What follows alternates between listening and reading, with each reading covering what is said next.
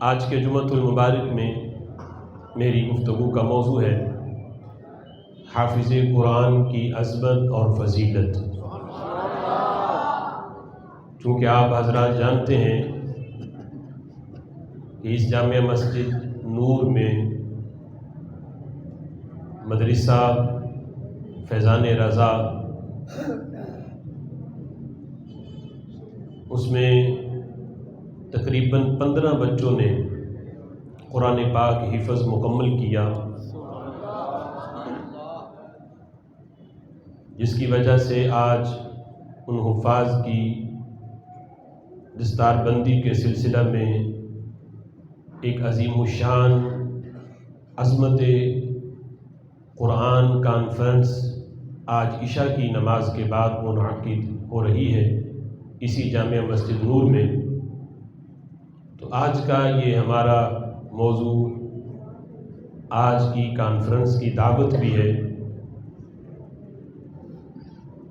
خالق کائنات جل جلالہ نے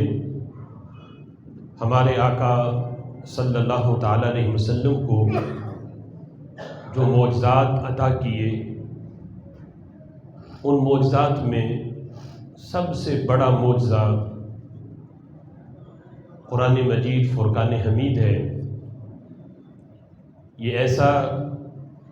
عظیم معجزہ ہے کہ جس وقت رب ذوالجلال نے نازل کیا اس وقت بھی معجزہ تھا، آج بھی معجزہ ہے، اور تا قیامت یہ قرآن ہمارے آقا علیہ الصلوۃ والسلام کا معجزہ رہے گا۔ دیگر انبیاء کو رب ذوالجلال نے جو معجزات دیے وہ معجزات حسی تھے۔ حسی معجزہ اسے کہتے ہیں کہ جسے محسوس کیا جائے، دیکھا جائے۔ حسی معجزات جو ہوتے ہیں، جب تک حس انہیں محسوس کرے اس وقت تک وہ معجزے ہیں، اور جب وہ معجزہ نہ رہے، حس اسے محسوس نہ کر سکے، تو اس وقت وہ معجزہ نہیں رہتا بلکہ محض وہ معجزے کی خبر بن جاتا ہے۔ مثال کے طور پہ حضرت صالح علیہ السلام کی اونٹنی جو پہاڑ سے نکلی، بہت بڑا معجزہ تھا، لیکن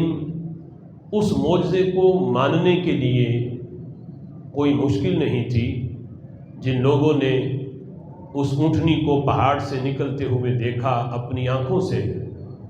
تو ان کے لیے اس معجزے کو معجزہ سمجھنا کوئی مشکل نہیں تھا، اس لیے کہ وہ آنکھوں کے سامنے تھا۔ لیکن اب وہ اونٹنی چونکہ آنکھوں کے سامنے نہیں ہے، اب وہ معجزہ نہیں بلکہ معجزے کی خبر ہے۔ یہ خبر ہے، اب وہ اونٹنی ہمیں نظر نہیں آتی۔ اسی طرح حضرت موسیٰ علیہ السلام کا عصا، کہ جو فرعونی جادوگروں کے سامنے جب انہوں نے ڈالا تو وہ بہت بڑا اژدہا بنا، تو سارے جادوگروں کے اژدہاؤں کو وہ عصا نگل گیا، تو یہ بھی بہت بڑا معجزہ تھا۔ لیکن یہ معجزہ بھی حسی تھا، آنکھ سے نظر آنے والا، لیکن یہ معجزہ بھی اس وقت تک معجزہ رہا جب تک وہ عصا لوگوں کی آنکھوں کے سامنے تھا۔ وہ عصا جب چلا گیا تو اب وہ معجزہ نہیں، محض معجزے کی خبر ہے۔ اب ہم اسے ذکر کرتے ہیں تو خبر کی حیثیت سے ذکر کرتے ہیں، اب وہ معجزہ موجود نہیں ہے۔ اسی طرح حضرت عیسیٰ علیہ السلام کا جو معجزہ تھا، یہ سارے کے سارے معجزات حسی تھے، لیکن ہمارے آقا علیہ الصلوۃ والسلام کا جو معجزہ جس کی آج ہم بات کر رہے ہیں، قرآن مجید فرقان حمید، یہ معجزہ عقلی معجزہ ہے کہ اگر آنکھوں سے دیکھا نہ بھی جائے، کان سے سنا نہ بھی جائے، عقل پھر بھی مانتی ہے کہ اس جیسا کسی بشر کا کلام نہیں ہو سکتا، جس کا یہ کلام ہے، کلام والا بے مثل اور بے مثال ہے تو یہ کلام بھی بے مثل اور بے مثال ہے۔ دیگر انبیاء پر رب ذوالجلال نے جو کتابیں نازل کیں، خلق کائنات جل جلالہ نے کسی کتاب کو بھی اس نبی کا معجزہ نہیں فرمایا، چونکہ اللہ کے علم میں تھا کہ معجزہ وہ ہوتا ہے کہ جس کے سامنے لوگ عاجز آ جائیں، کہ جس جیسا کوئی کر نہ سکے، جس جیسا کوئی بنا نہ سکے، لوگ اس کے سامنے عاجز آ جائیں۔ تو دیگر آسمانی کتابیں توریت ہے، زبور ہے، انجیل ہے، ان کی یہ انفرادیت نہیں، چونکہ رب ذوالجلال کے علم میں تھا کہ لوگ ان میں تحریف کریں گے، ان میں تبدیلی کریں گے اور اپنی مرضی کے مطابق اس میں جو ہے وہ اپنا کلام شامل کریں گے اور ان کتابوں میں تبدیلی کریں گے، چونکہ اللہ کے علم میں تھا۔ اس لیے رب ذوالجلال نے ان کتابوں کو معجزہ نہیں فرمایا، لیکن قرآن مجید فرقان حمید رب ذوالجلال نے جب نازل کیا اس وقت بھی یہ معجزہ تھا، آج بھی معجزہ ہے، اس لیے کہ اللہ نے پہلی کسی کتاب کے اندر لوگوں کو چیلنج نہیں کیا کہ اگر تم سچے ہو اور معاذ اللہ اس نبی کو یا جو نبی یہ کلام لے کر آئے ہیں، کتاب لے کے آئے، اگر تم اسے سچا نہیں سمجھتے، جھوٹا سمجھتے ہو تو اس کی مثل کوئی صورت لے آؤ، اس کی مثل کوئی ایت لے آؤ، اگر تم یہ کر لو گے تو پھر تم سچے ہو۔ رب ذوالجلال نے کسی اپنی پہلی آسمانی کتابوں میں لوگوں کو یہ چیلنج نہیں کیا، لیکن قرآن مجید فرقان حمید رب ذوالجلال نے جب نازل کیا تو خلق کائنات نے فرمایا وَإِن كُنتُمْ فِي رَيْبٍ مِّمَّا نَزَّلْنَا عَلَىٰ عَبْدِنَا فَأْتُوا بِسُورَةٍ مِّن مِّثْلِهِ وَادْعُوا شُهَدَاءَكُم مِّن دُونِ اللَّهِ إِن كُنتُمْ صَادِقِينَ۔ اگر تم رب ذوالجلال کے نازل کیے ہوئے پہ شک کرتے ہو کہ یہ رب کا کلام نہیں، اگر تمہیں قرآن پہ شک ہے فَأْتُوا بِسُورَةٍ مِّن مِّثْلِهِ، اس قرآن کی مثل کوئی صورت تو لا کے دکھاؤ، اگر تم سچے ہو تو لاؤ اس قرآن کی مثل کوئی ایک صورت لے آؤ۔ وَادْعُوا شُهَدَاءَكُم مِّن دُونِ اللَّهِ، اللہ نے فرمایا اس کام کے لیے اللہ کو چھوڑ کے جس کو بھی اپنا مددگار بنانا چاہو، قرآن کی مثل بنانے کے لیے اللہ کے علاوہ جس کو چاہو تم اپنا مددگار بنا لو،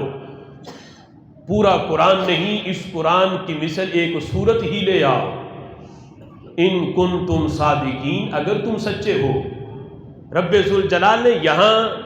ایک صورت کا لانے کا چیلنج کیا اور آگے چل کے فرمایا صورت نہیں لا سکتے تو ایک ایت ہی لے آؤ۔ اب دیکھو قرآن مجید فرقان حمید کا یہ چیلنج کتنا بڑا چیلنج ہے۔ کفار مکہ کے لیے راستے دو تھے، ایک رستہ یہ تھا کہ کفار مکہ قرآن کی مثل لے آتے، کوئی صورت بنا لیتے، کوئی ایت بنا لیتے تو جھگڑا سارا ختم ہو جاتا، بدر و حنین کے مارکے نہ ہوتے، انہیں مسلمانوں کے مقابلے میں آ کر اپنے لاشیں تڑپانے نہ پڑتے، اپنے بچوں کو یتیم نہ کروانا پڑتا، اپنی بیویوں کو بیوہ نہ کرنا پڑتا، وہ بیٹھ کے آرام سے دو لائنیں لکھتے، قرآن کی مثل لے آتے تو معاذ اللہ وہ مسلمانوں کو جھوٹا ثابت کر دیتے۔ ان کا اللہ جو چیلنج فرما رہا تھا وہ چیلنج ان کا پورا ہو جاتا، قرآن کی مثل اگر لانا ممکن ہوتا تو یہ راستہ ان کے لیے آسان تھا، لیکن کفار مکہ نے بدر میں مقابلے کرنے کو پسند کیا، احد میں مسلمانوں کے مقابلے میں آ کر اپنے آپ کو مروانا پسند کیا، بدر و حنین کے مارکوں میں جا کے اپنے بچوں کو یتیم کروانا پسند کیا، لیکن قرآن کی مثل ایک ایت نہیں لا سکے جس کی یہ واضح اور روشن دلیل ہے۔ قرآن کی مثل لانا ممکن ہوتا تو بدر و حنین کے مارکے ہوتے ہی نہ، کفار مکہ مسلمانوں کے مقابلے میں نکلے ہیں، تو یہ اس بات کی روشن دلیل ہے قرآن رب ذوالجلال کا کل بھی معجزہ تھا، آج بھی ہمارے نبی کا معجزہ ہے۔ قرآن کل بھی بے مثل اور بے مثال تھا، قرآن آج بھی بے مثل اور بے مثال ہے۔ نعرہ تکبیر!